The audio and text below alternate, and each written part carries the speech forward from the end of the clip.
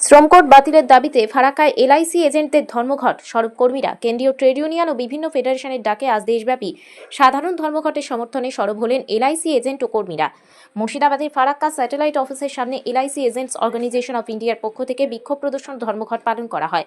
মূলত কেন্দ্রের প্রবর্তিত 4টি শ্রমকোড বাতিল এবং রাষ্ট্রায়ত্ত সংস্থার বেসরকারীকরণ বন্ধের দাবিতে এই আন্দোলনের ডাক দেওয়া হয়েছে। এদিন এলআইসি এজেন্টদের পক্ষ থেকে 7 দফা দাবি পেশ করা হয়। দাবিগুলির মধ্যে উল্লেখযোগ্য, শ্রমিক বিরোধী নতুন 4টি শ্রমকোড অবিলম্বে প্রত্যাহার করতে হবে।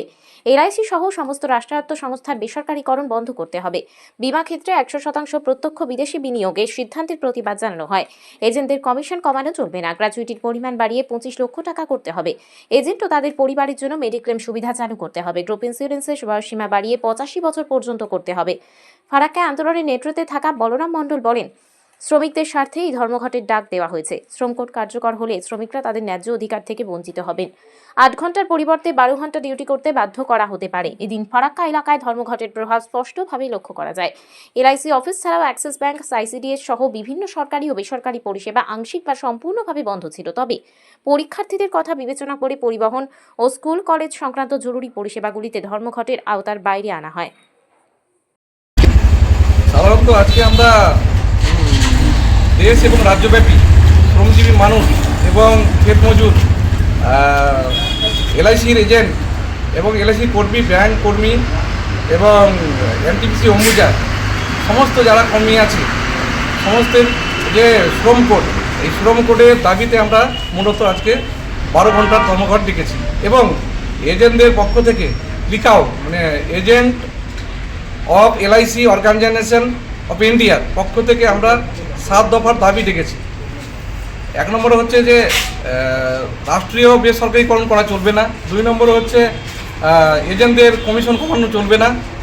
3 নম্বরে হচ্ছে গ্র্যাচুইটি 25 লক্ষ টাকা করতে হবে। 4 নম্বরে হচ্ছে এজেন্টদের গ্রুপ ইন্স্যুরেন্সের বয়সসীমা 25 বছর করতে হবে। এইগুলো দাবি নিয়ে আমরা সাধারণত আজকে ডেকেছি। আজকে তো আমরা সমস্ত জায়গায় বন্ধ করতে পেরেছি এবং এলআইসিও বন্ধ আছে না, মোটেই নয়। এরা আমাদের শ্রমিকদের স্বার্থেই ডাকা হয়েছে। এই শ্রম কোড যদি বাতিল না হয় তাহলে তারা ন্যায্য অধিকার পাবে না। তাদের 12 ঘন্টা ডিউটি করতে হবে 8 ঘন্টার জায়গায়, তাদের চরম ক্ষতি হবে। হ্যাঁ, সমস্ত শুধু আমরা পরিবহন আর স্কুল বই খাতার দোকানটা বন্ধ খোলা রেখেছি এই কারণে, যেহেতু মাধ্যমিক পরীক্ষা, উচ্চ মাধ্যমিক পরীক্ষা, তার দিকে লক্ষ্য রেখে আমরা এগুলো বাকি সমস্ত জায়গায় আমরা বন্ধ না করছি। অ্যাক্সিস ব্যাংক আমাদের চলে গেছেন, কর্মী যারা ছিল স্টাফ ছিল তারা বলেছে দাদা খুব ভালো আপনারা করেন আছি। অ্যাক্সিস ব্যাংক, তারপরে আপনার আইসিডিএস এরা বন্ধ করেছে। এলআইসিও বন্ধ আছে এখন পর্যন্ত। বলরাম চন্দ্র মণ্ডল।